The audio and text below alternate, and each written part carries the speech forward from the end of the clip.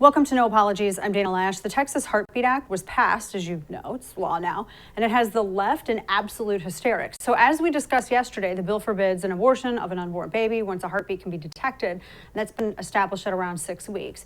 And it also allows people to report doctors, nurses, or clinics who break the law and rewards a person with doing so with $10,000. So the left is not happy about this, and but the arguments that they've been making are some of the most anti-intellectual arguments in defense of this taxpayer-funded abortion on demand. So, for instance, take Alexandria Ocasio-Cortez, who has too long of a name, AOC, and who spoke with Anderson Cooper last night and explained two things. One, this bill, she says, is not about protecting the unborn at all. It's about controlling women. And two, this is where it really gets kind of confusing, there really is no such thing as women, according to AOC. Take a listen. We know that anti-choice bills are not about being pro-life, because if they were about being pro-life, then the Republican Party would support, frankly, an agenda that helps guaranteed health care, that helps ensure that people who do give birth that don't have the resources to care for a child can have that care for a child. So we know that none of this is about life. None of this is about supporting life. What this is about is controlling women's bodies. By the way, really quickly, if it was about just that, then how can Democrats explain why they opposed over-the-counter birth control federally? This was something that came up in Congress a couple of years ago. Republicans proposed it, they advocated for it, and Democrats defeated it. If you want to have a discussion about what is or is not controlling of women's lives. So there it is, the Texas Heartbeat Act. She says it's not about protecting life, it's about controlling women. It's about bringing about every evil Republican's dream of creating a real-life Handmaid's Tale, one of the most over-abused stories ever, which the left seems to believe could happen any second, literally. So the Texas Heartbeat Law is about control over women. And you know what AOC is all about? The empowerment of women. And that's because AOC, she's a very modern feminist. But she's confused, though, because she also believes that men can be women and anybody can menstruate and just have babies. Now, if you're completely confused, it's okay, because even Anderson Cooper looked so.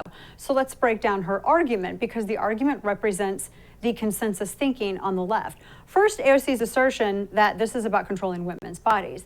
I reject this argument outright. It's specious. The claim that this bill stops women from having control over our own bodies, or that this is somehow about making decisions over our bodies, that's not accurate. I mean, first off, we can agree that in 99.9% of the cases, and this is according to information that Planned Parenthood even publishes on its own apparatus, its own website, 99.9% of cases, women make the decision to voluntarily engage in a specific act with their bodies of their own free will that results in a specific outcome. So it started with an empowered woman making a decision of her own free will. I'm not quite sure why that's so taboo to point out. If we believe in empowering women, why does female empowerment never involve responsibility? Why is it that society feels comfortable telling men to step up and take responsibility for the life they created? Make sure you write that child support check.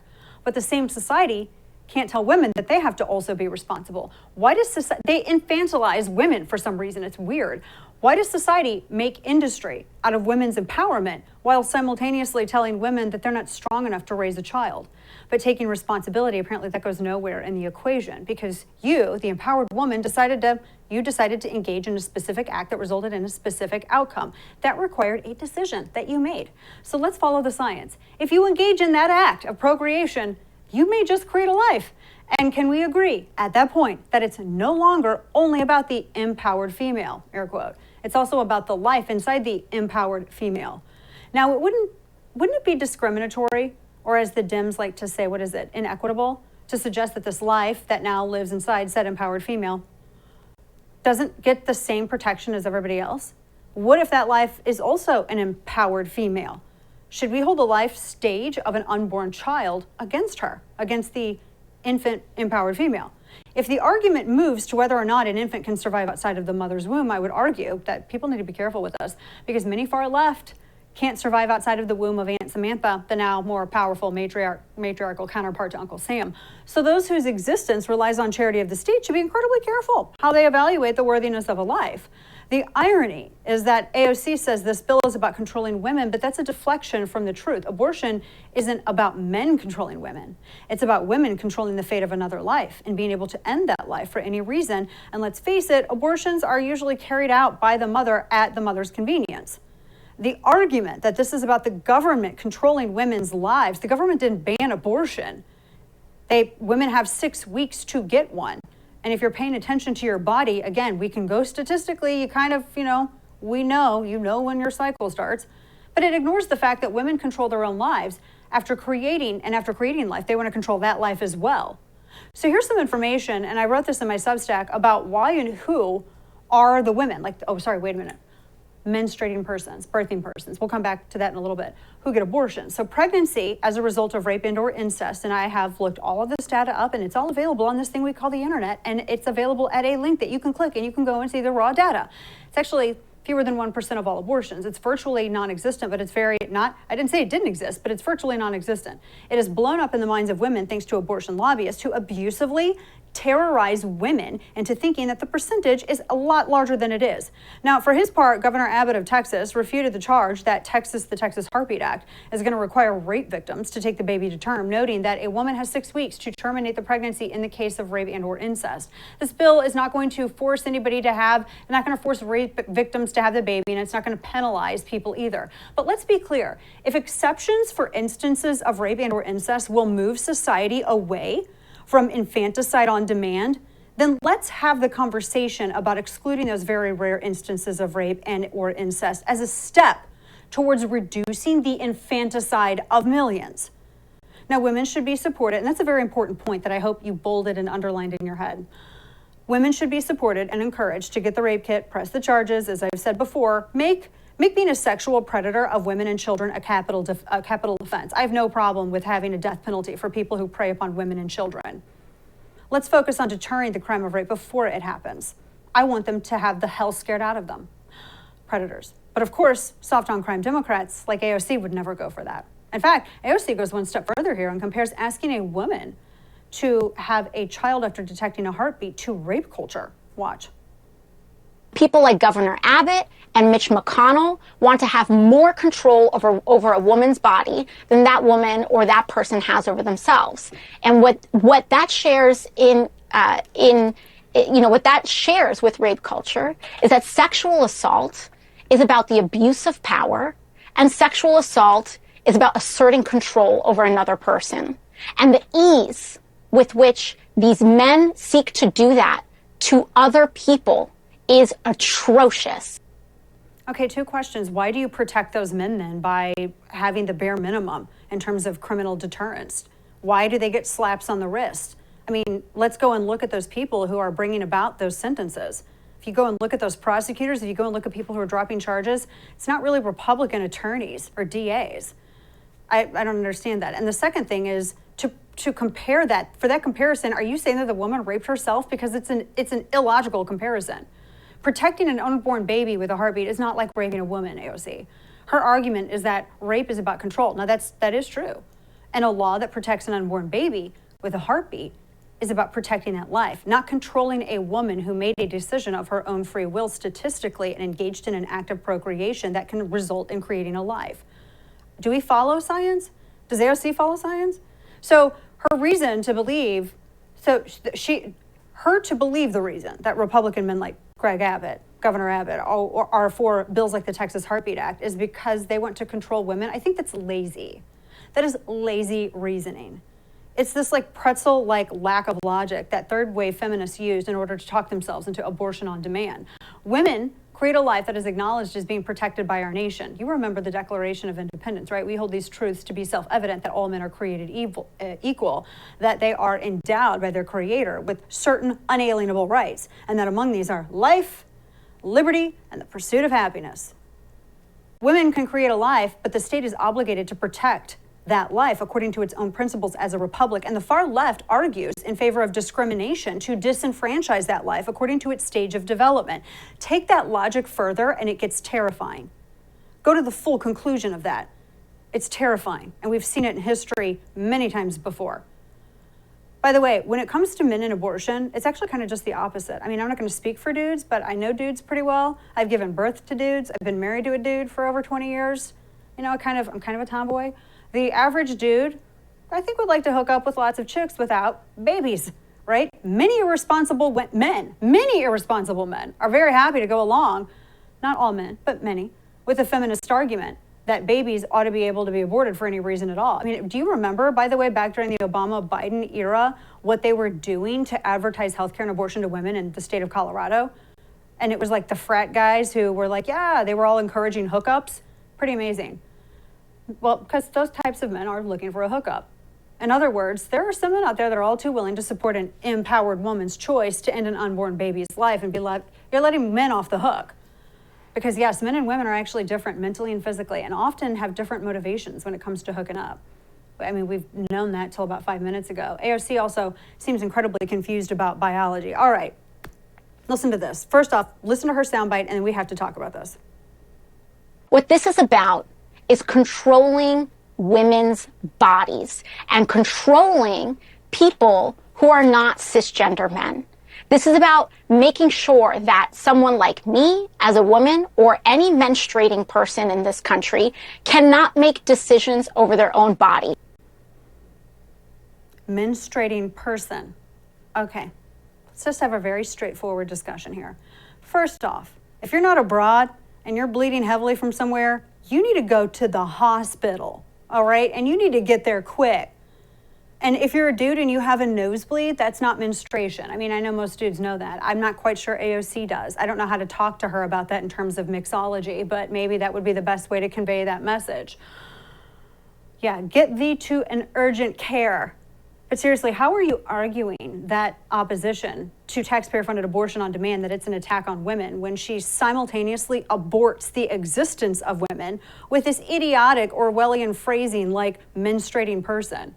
These are the same Democrats who argue that biological men who say they're women should be able to compete in sports against biological women. AOC is for that too, yet she's also for the empowerment of women and protecting women. Oh my gosh. So it kind of makes you wonder, is AOC or any feminist on the left really and truly for the empowerment of women? I mean, I'm being serious. Modern feminists, after all, they don't believe that women, and I mean third wave, are even a distinct gender with distinct biological realities. Sex-selective abortions lead to millions more girls than boys being aborted every year worldwide. And third-wave feminists have nothing to say about this. And even some second-wave.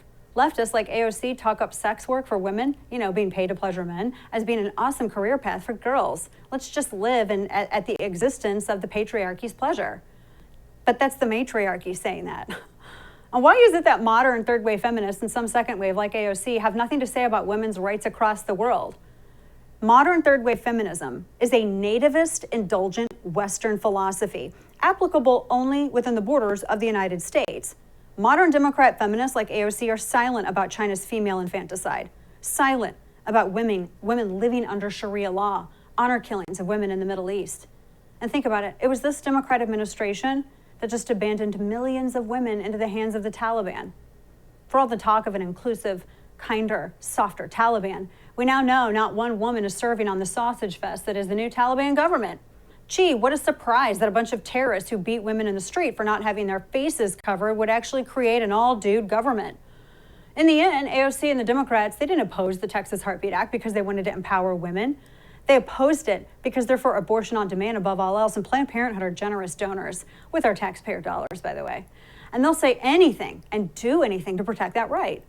Again, AOC and all of these modern day feminists, all of these third waivers and some second waivers, they're not for empowerment of a gender, especially if that gender that they don't even recognize as existing. Chest feeding, seriously? Birthing person? My episiotomy would like to talk to you about birthing persons. They're not for protecting and empowering the unique nature and biological reality of women. They are for the erasure of women. Both their words and their actions prove this. And for modern Democrat feminists like AOC, it seems progressive politics are what they care about the most. And sadly, they treat women just like they treat minorities in America, as political pawns only to be used to advance their own far-left Marxist ideology. Coming up another day, another huge mistake comes to surface from the Biden administration's FUBAR withdrawal from Afghanistan. Wait until you hear about this.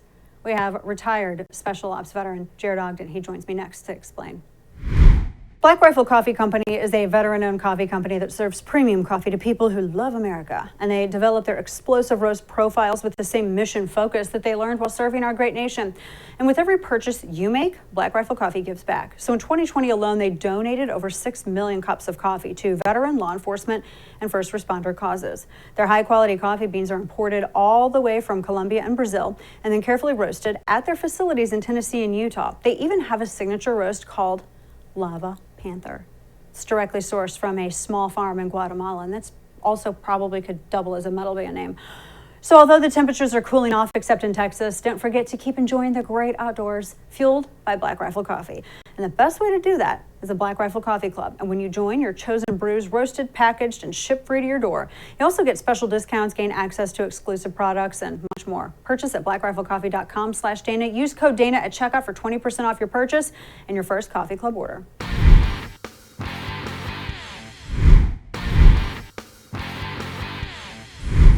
As of now, the Taliban are not permitting the charter flights to depart.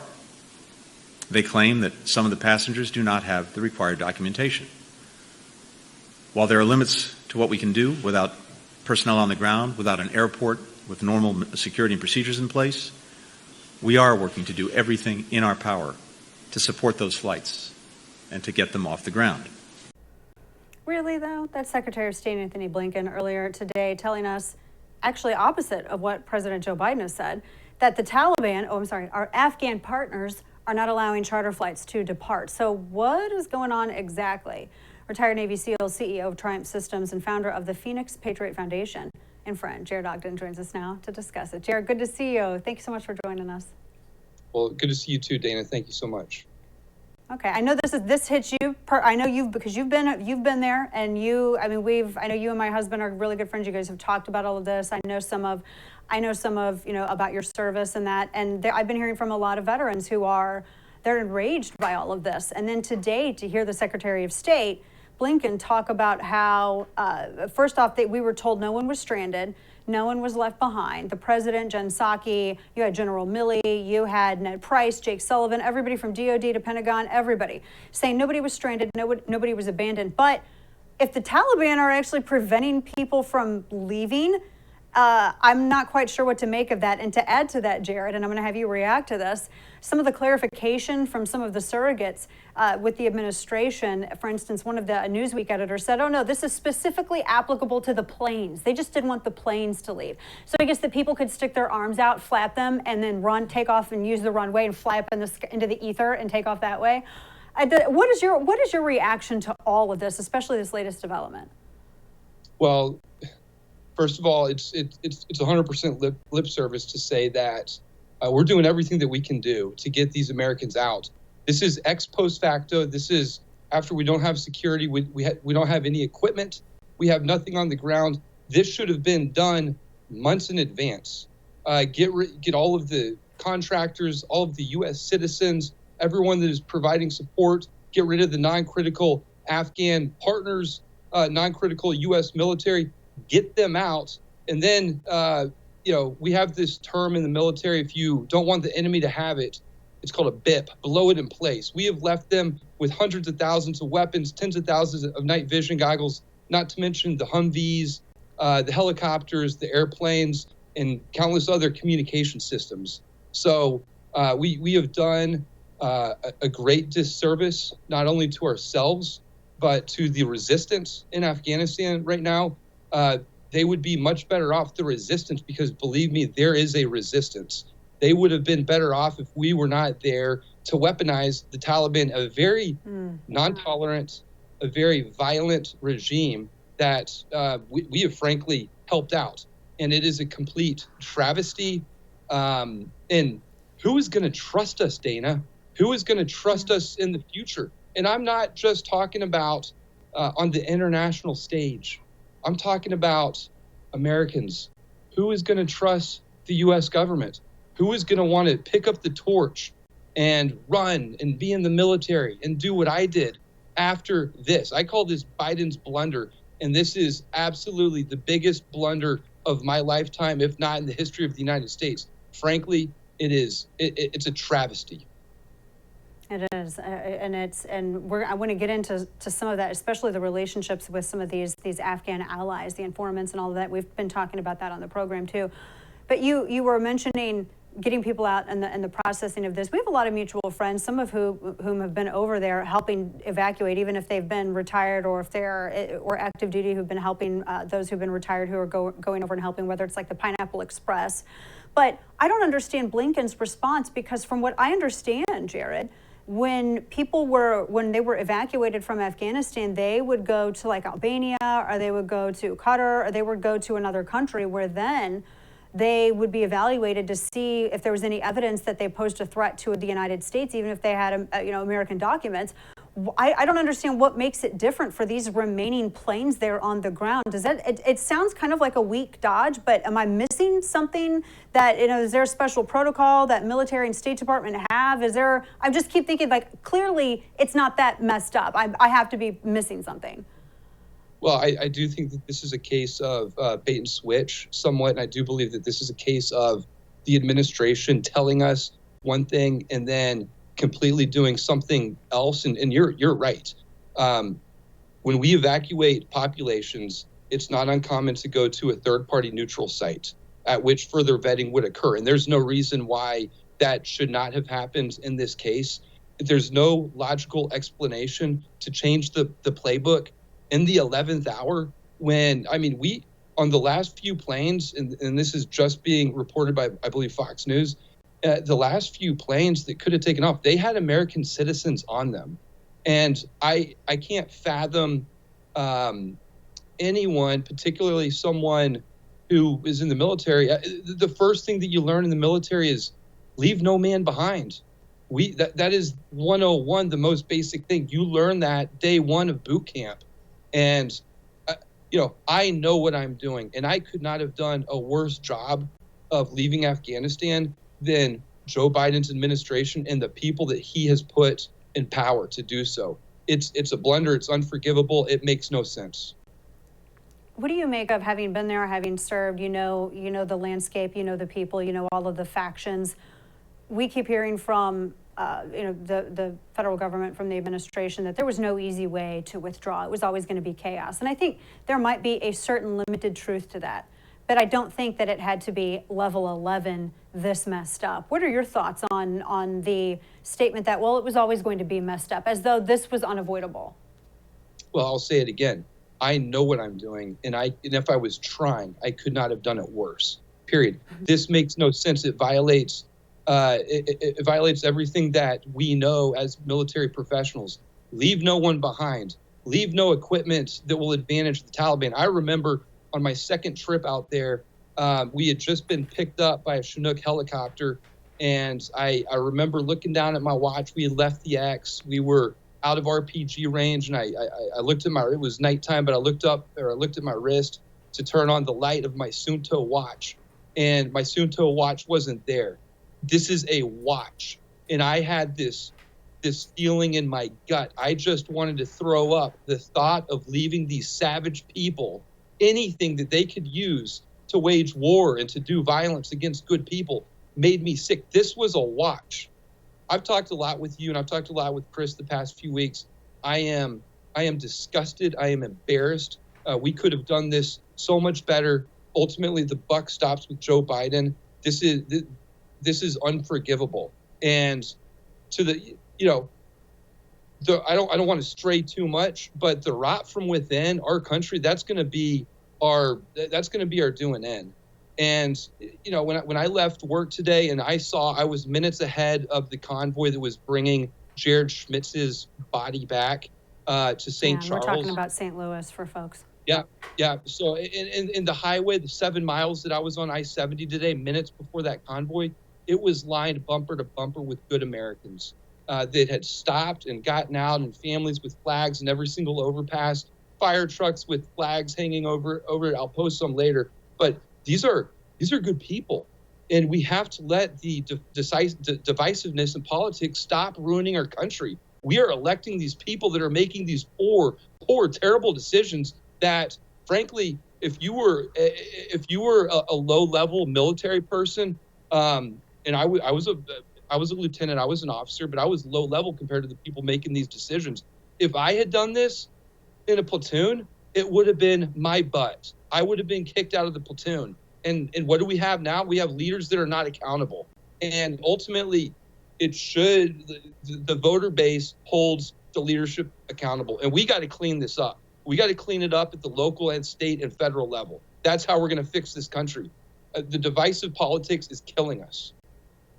You make a really good point. We're talking with Jared Ogden, retired Navy SEAL. You make it a really good point about it's voters that ultimately hold these people accountable, because I get so many questions as of, well, is General Milley going to resign? Who are all these people that are going to step down? Lloyd Austin, is he going to resign?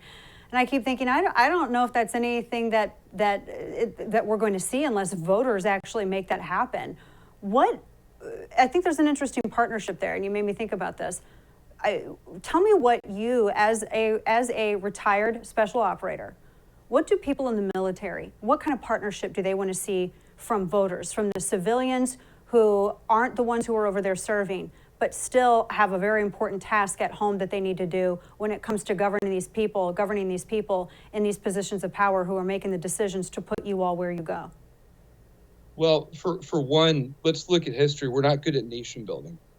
We've tried that several times since World War II, and we're not good at it. We don't do it. So the problem with the way that we fight wars now is if you look at Operation Enduring Freedom, we've been in Afghanistan for 4 administrations, and we've got up the flagpole the people that make the decisions. From my perspective, they bow down to whoever the administration is, and the strategy changes and the tactics change, and that is not how you win a war, period. What we should have done was gone in there, taken care of business, and then left 6 or 8 strategic air bases with a Special Operations Forces component available to go and pounce on these bad guys when and if their capabilities grew outside of their own borders. So these decade-long wars, it's not something that America is built to do, at least not right now. So for one, as a voter, we need to get people in office that know that is the case, and these campaigns need to be short. That's how we're going to win. That's how we're going to protect our citizens, our national interest, and keep people safe. Coming up on the 20th anniversary of 9/11, and I was saying this earlier, that I think all the people who had served in Afghanistan, I think they bought us 20 years of not having to worry about terror threats here at home. You know, my oldest son, I mean, he was 6 months old when the towers fell, and now he actually has some friends who've enlisted and are serving our country now. And it's odd to watch how life progresses and the things that have happened in the past 20 years. Coming up on this anniversary of 9/11, now it seems like we're kind of back, not even really at square one, and I've heard this often too, we're even before square one. And one of the biggest things that are going against us, and since you've been there on the ground and you know this, not having a surveillance network, having only being able to rely on satellite surveillance, not having a network, because you mentioned earlier, who's going to trust the United States again, especially in an area like this where you have Afghanistan surrounded by countries that are not going to let us use airspace. They're not going to let us use anything to stage any kind of ground invasion like Lindsey Graham wants or anything else. So where does that put us, and what does that make Afghanistan now going forward? How dangerous is that to national security? Oh, we gave up an intelligence network that took 20 years to build. And not only that, we left American citizens there that are going to become hostages. Mark my word, they're going to become hostages, and the Taliban are going to use them as pawns to try to get whatever it is that they want, whether it's recognition from the U.S. government or other governments that they're a legitimate nation, or they're going to want to do trades with other prisoners that are at Gitmo or other places around the world. They will become pawns to what is happening right now. With the anniversary of September 11th coming up, which is dear to my heart, it's our job as American citizens, as freedom lovers, to remember those who sacrificed life and limb to keep us safe, to keep those intelligence networks intact for the past 20 years, and to keep the fight off of our shores. So the sacrifice that was made by the many who served and the many that were injured and that were killed, that cannot be forgotten. So really, as American citizens, it's our responsibility to honor that to appreciate that, to remember that. If you know a Gold Star family, thank them. They want to hear from you. They want to know that their child's sacrifice was not in vain, that you appreciate the past 20 years that we have had of no major terrorist attacks. Amen to that. And I agree with you, and everybody should be grateful. We thank you too. Everybody should be grateful, and we thank you, Jared. Jared Ogden, we'd love to have you back because I feel like we're going to have more of these conversations going forward, especially with this administration and foreign policy. Things are getting wild over in the Pacific. I think we're going to have another conversation about that in the future. Jared, thanks so much. God bless you. Thank you, Gina. Appreciate it. God bless. Of course. Well, folks, soon it could be illegal to censor Texans over political viewpoints under a bill that was sent to Governor Greg Abbott. Chuck DeVore with the Texas Public Policy Foundation joins us next to discuss. Stay with us.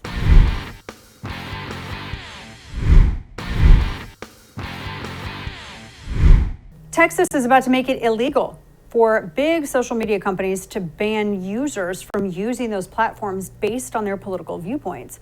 Chuck DeVore is the VP of National Initiatives for Texas Public Policy Foundation, and he joins us now to discuss. Chuck, welcome. Good to see you. Hey, great to be with you. This is I think the first, correct me if I'm wrong, but I don't know of another state that is actually has advanced this measure or this approach as far as Texas has at this point. How do you think that how will this fare in the Republic of Texas? Well, I think it's got a decent chance because it doesn't quite go as far as banning. I think that might begin to run afoul of federal law, First Amendment, section, 230. What it does do is it says that if the social media companies remove content, they've got to keep a list of what they're removing, why they're removing it, and they also have to make very clear their terms as to what would get you removed. And so I think that this begins the process of really exposing the huge bias that I think many of us believe that these social media companies, most of which are based in the very, very left-wing Bay Area of California, the bias that they often brush off, well, that's just the algorithms or, human error. No, I think that's a great point. And because I've been one of those people who's, as I think we know a lot of people. I mean, I think everybody that we know almost had been suspended temporarily at one point or over another over that New York Post story. That's like the common ground for everybody. So many people were suspended for sharing that story. That's why I always use it as an example, because to me, that was weird that anybody tried to blame that on an algorithm. You mentioned Section 230 also.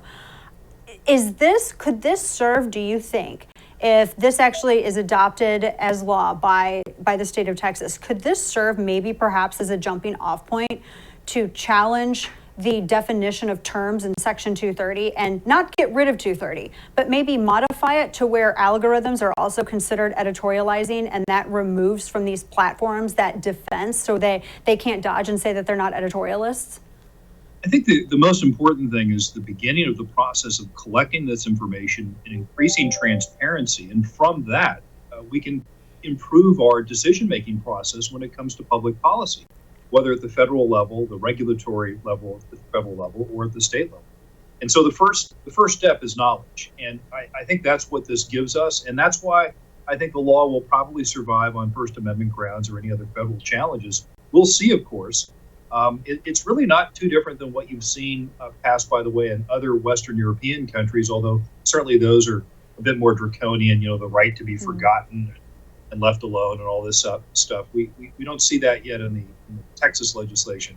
But merely, let's gather information about posts and information that you've taken down. Now, by the way, it does not include and will not prevent the social media companies from, for example, removing harmful content, child pornography, and anything that's obviously criminal activity.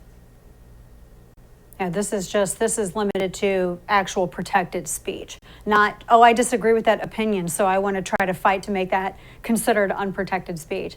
Chuck, what do you say to those? Because there's some of our conservative brethren, for a lack of a better way to put it, and I totally understand those arguments because for a while I was kind of in between both of these places.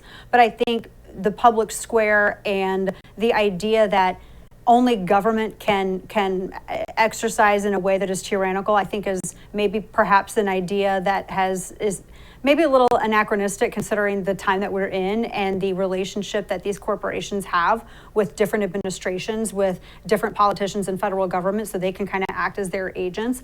What do you say to those who are like us and they're like-minded, but they're worried about the precedent that this might establish for going after private businesses? Because this is always the contention that comes up. Yeah, I think that we have to look at this using, through the lens of like the common carrier argument. At what point do some of these large corporations become essentially like common carriers? In other words, they're so big and ubiquitous in serving everybody that they really need to serve everybody without any discrimination. And you talk about the town square, the public square. We've gotten to the point now where, you could go downtown and, assuming there's anyone downtown because of COVID, you can shout and say all you want down on the public square. And that's what people, of course, have done for hundreds of years. But what happens if you're like Parliament and, you're using the pipes of Amazon Web Services to get your information out? And then all of a sudden they decide without evidence that you were somehow responsible for the events of January 6th. And they give you the death penalty and they kill your business. What other alternative do you have, right? I mean, some of our colleagues would say, well, go build another internet. Okay, that in they did try hundreds something of like billions that of with dollars Parler. later. Right, exactly. Yeah, so that's, they did build another platform, and then that ended up, and then there was, I know the word collusion has been thrown around a whole bunch today with regards to Texas and the One Heartbeat bill, but that's some collusion to go to all these different, whether it's Amazon Web Services, when they were working with Twitter and working with these other payment facilitators. It's going to be a big problem. It's going to be a bigger problem going forward. Well, I'm glad to see this. I hope that there was, like I said, I was one of those people that was kind of in between it until the full realization that it's not when the government is using these corporations as agents and Yep. then also, the whole issue with 230. I mean, that right there, that was okay. I thought I'm convinced now and I understand the argument. I do. Chuck DeVore, the Texas Public Policy Foundation. Thank you so much, Chuck. So appreciate what you do. We got to have you back and talk more. Thank you. Of course. Take care. All right, folks, coming up, wait until you hear the name of this commission. No, it's not a commission to investigate the withdrawal of Afghanistan. We'll tell you all about this coming up next. Keep it here. How much equity do you have in your home? Cybercrime experts are alerting homeowners that the more equity you have, the greater the chance criminals could target you. Home title theft is one of the fastest growing crimes, and Home Title Lock, America's leader in home title protection, is warning homeowners that they could potentially be a victim and not even know it. So here's how. Cyber thieves can search hundreds of public databases for high equity homes. They can find your home's online title, forge your signature stating that you sold your home, then take out loans with your equity. Insurance or common identity theft programs aren't going to cover you. Protect your most valuable asset. Register your address to see if you could potentially be a victim and receive a complete title history of your home at $100 value for free. Visit HometitleLock.com.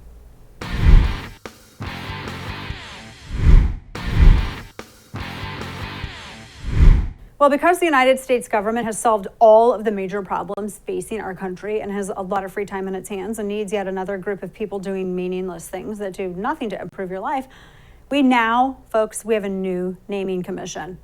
It's a total Zoolander style of name that overly describes what it does. It's government. That's all you need to know. Here it is. The Commission on the Naming of Items of the Department of Defense that commemorates the Confederate States of America or any person who served voluntarily with the Confederate States of America. That's the name of the commission. It's like Zoolander. I'll read it to you one more time. The Commission on the Naming of Items of the Department of Defense that commemorates the Confederate States of America or any person who served voluntarily with the Confederate States of America. Now, I know what you're thinking. You're thinking, Dana, that's a name that rolls right off the tongue. It's memorable, easy to say. Okay, so it's not at all memorable. It's actually stupid, and it's not at all easy to say. But this commission's name is nothing if not precisely clear, which is the exact opposite of messaging on Afghanistan. But whatever, they got to be clear somewhere. They'll pick that. And you have to admit, this is one commission that American taxpayers clearly need.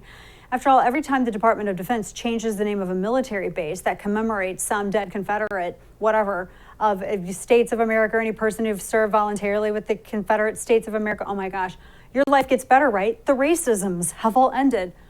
Wait, you mean nothing has changed about your life when the naming commission changes the names of military bases that have Confederate names? So, wait, I'm trying to feel if the racisms have ended.